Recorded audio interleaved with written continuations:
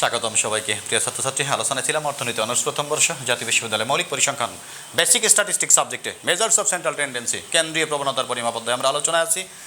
29তম class হবে, part 29। একটা question দাঁড় করে রাখছে। দেখো, একটা কোশ্চেন থেকে চতুর্থক, দশমক, শতমক তিনটা আইটেম বের করতে বলেছে। নিম্নের নিবেশন হতে প্রথম চতুর্থক, তৃতীয় দশহারিক ও 20তম শতহারিক নির্ণয় করো। শ্রেণী এবং গণসংখ্যা দেওয়া আছে, অর্থাৎ অবিরত বা অবিচ্ছিন্ন নিবেশন হতে প্রথম চতুর্থক, তৃতীয় দশহারিক ও 20তম শতহারিক নির্ণয় করো এখান থেকে। তো অ্যান্সার আমরা এতদিন গত কয়েকটি ক্লাসে শিখেছিলাম শুধু চতুর্থক, শুধু দশহারিক, শুধু শতহারিক, এক একটা করে কোশ্চেনে। আজকে তিনটা মিলে একটা কোশ্চেন থেকে আমরা বের করবো তিনটা টপিক, চতুর্থক, দশহারিক, শতহারিক। দেখো অ্যান্সার দেওয়া আছে।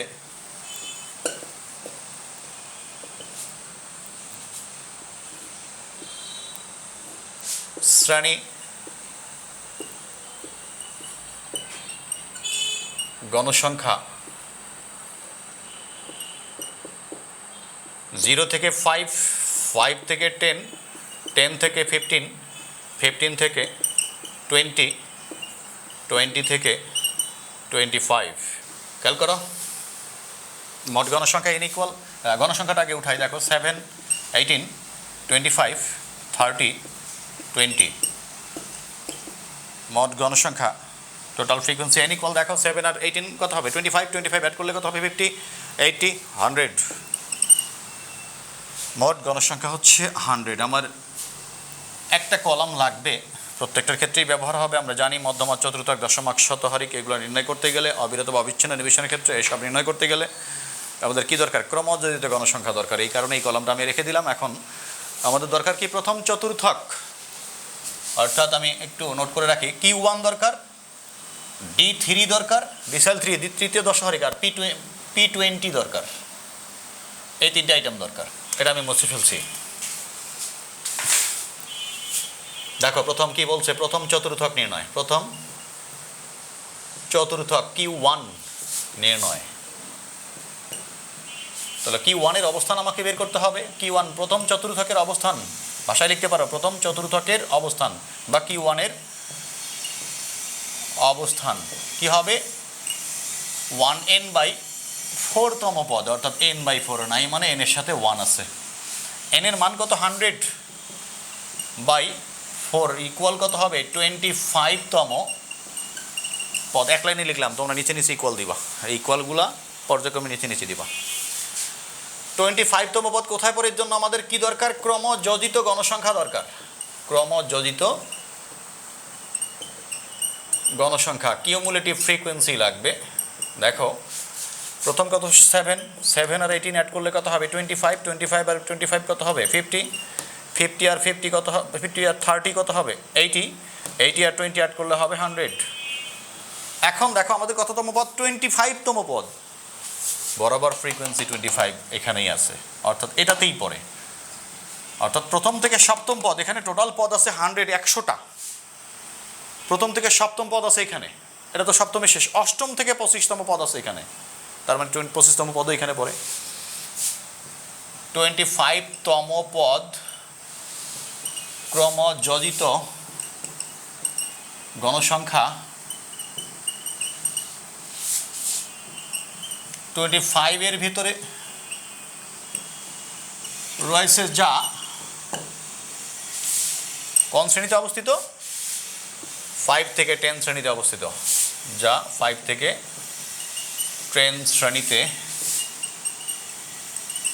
অবস্থিত। অতএব প্রথম চতুর্থক শ্রেণী, প্রথম চতুর্থক শ্রেণী 5 থেকে 10। আমরা জানি প্রথম চতুর্থক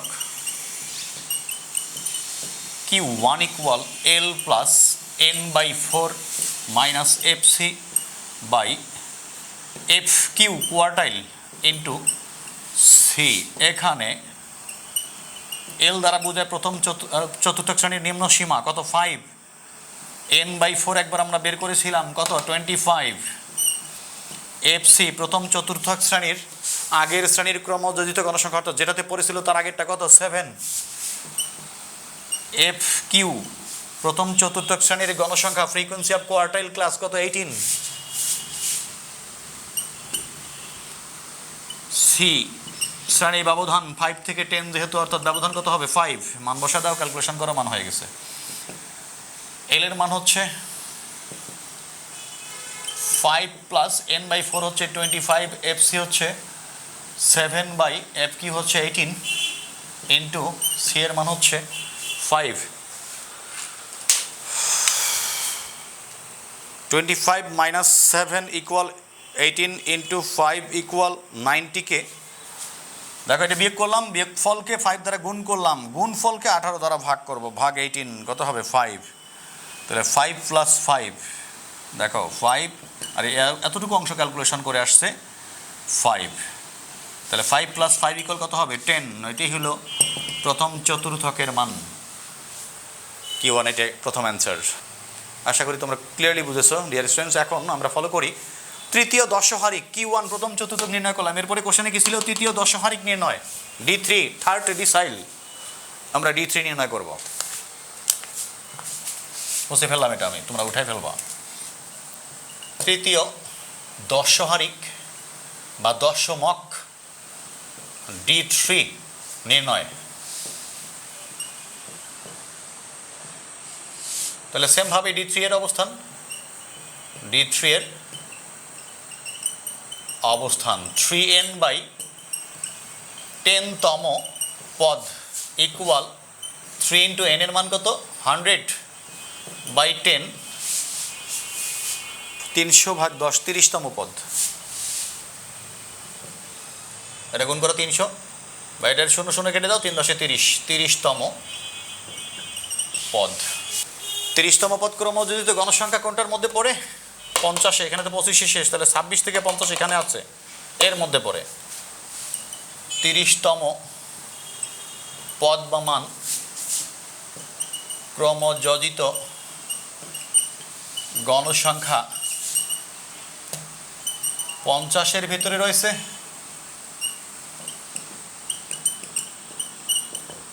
যা কোন শ্রেণীতে অবস্থিত?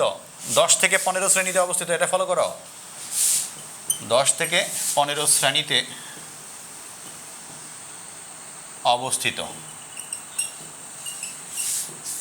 সুতরাং তৃতীয় দশমক শ্রেণী বা দশহারিক শ্রেণী,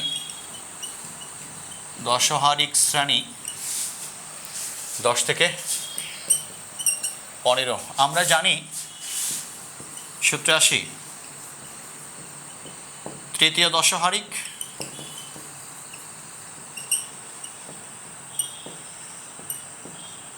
D3 equal L plus 3n/10 minus FC by FD into C.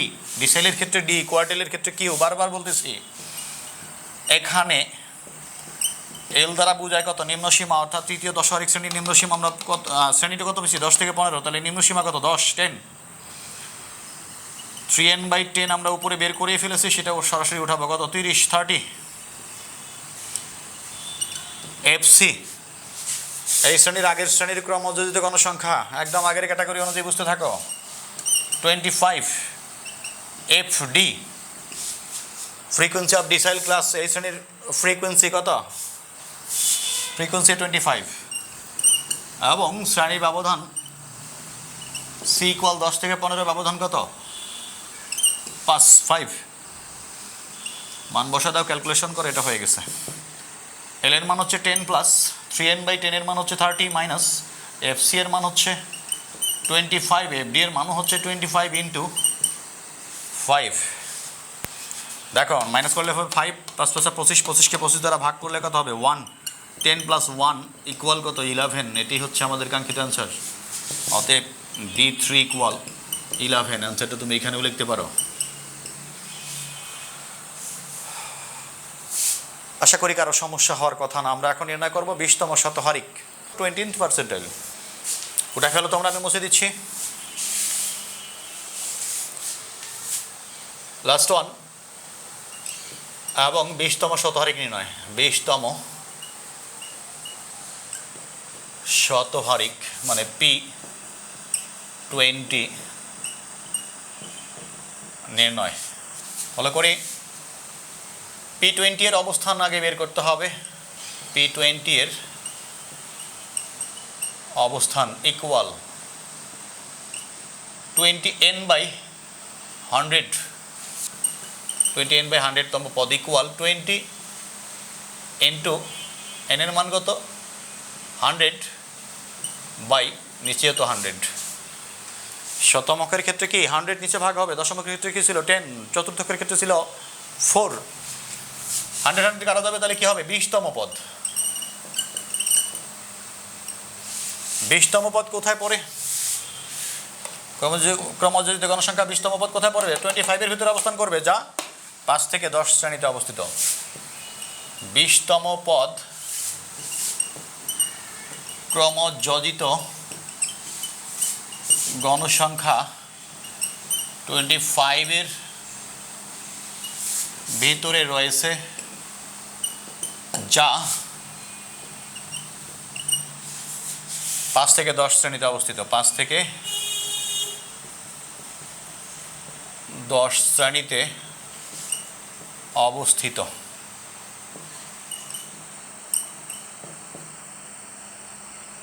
অতএব 20তম শতহারিক শ্রেণী, 20তম শতহারিক শ্রেণী 5 থেকে 10। এখন সূত্রে আসবো আমরা জানি 20তম শতহারিক P20 equal L plus 20n/100 minus FC by FP গুণ C। এখানে L এর মান হচ্ছে 5, 5 থেকে 10 শ্রেণী যেহেতু L এর মান হচ্ছে 5, 20n/100 এর মান হচ্ছে 20, FC এর মান হচ্ছে এই শ্রেণীর আগের শ্রেণীর ক্রমযোজিত গণসংখ্যা কত 7, FP এর মান হচ্ছে এই শ্রেণীর গণসংখ্যা কত 18, FP এর মান হলে এখন হচ্ছে C এর মান, শ্রেণীর ব্যবধান C ইকুয়াল কত 5 থেকে 10, কত গণসংখ্যা ব্যবধান কত 5, মান বসায় দাও। L এর মান হচ্ছে 5 প্লাস 20n/100, এটার মান হচ্ছে 20 মাইনাস FC এর মান হচ্ছে 7 বাই FP এর মান হচ্ছে 18 ইন্টু 5।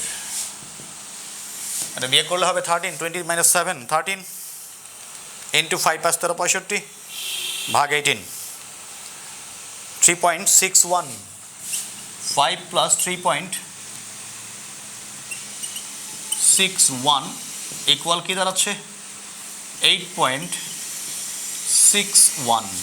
কার মান পাইলাম আমরা P20 এর মান, 20তম শতহারিকের মান।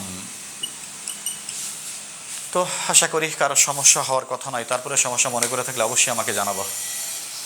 আর আমার ক্লাস যদি ভালো লাগে তো অবশ্যই সবাই বেশি বেশি করে শেয়ার করবা। বাংলা ভাষার স্টুডেন্ট যারা পড়ালেখা করে সবাই যেন উপকৃত হয় আমার ক্লাস থেকে। নট অনলি বাংলা ভাষা, যারা ইংলিশ ভার্সনেও পড়ে টপিক তো একই, জাস্ট বাংলা ভাষায় বুঝে তারা ইংলিশ ভার্সনে অ্যাপ্লাই করতে পারবে। বিভিন্ন সেক্টরে পরিসংখ্যান সাবজেক্ট আছে, ইন্টারমিডিয়েট বলো, অনার্সের বিভিন্ন সাবজেক্ট, সেটা আর্টস কমার্স সায়েন্স যাই বলো না কেন। তারপরে বিএসসি ইঞ্জিনিয়ারিংয়ের ক্ষেত্রেও তোমার এটা পাবা, পরিসংখ্যানের এই টপিকগুলো আছে। মাস্টার্স প্রিলির ক্ষেত্রেও আছে, ডিগ্রিতে যারা পড়ে তাদের আছে, অনেক সেক্টরে এই টপিকগুলো আছে। তো তোমরা বেশি বেশি করে শেয়ার করো। আমি এত কষ্ট করে ক্লাসগুলো নেই সারা বাংলা ভাষার স্টুডেন্টদের জন্য, সারা দেশের স্টুডেন্টের জন্য, সবাই যেন আমার ক্লাস দ্বারা উপকৃত হয়। তো আবারও বলছি, সবাই বেশি বেশি করে শেয়ার করো, আমার চ্যানেল সাবস্ক্রাইব করো। ওকে, আল্লাহ হাফিজ।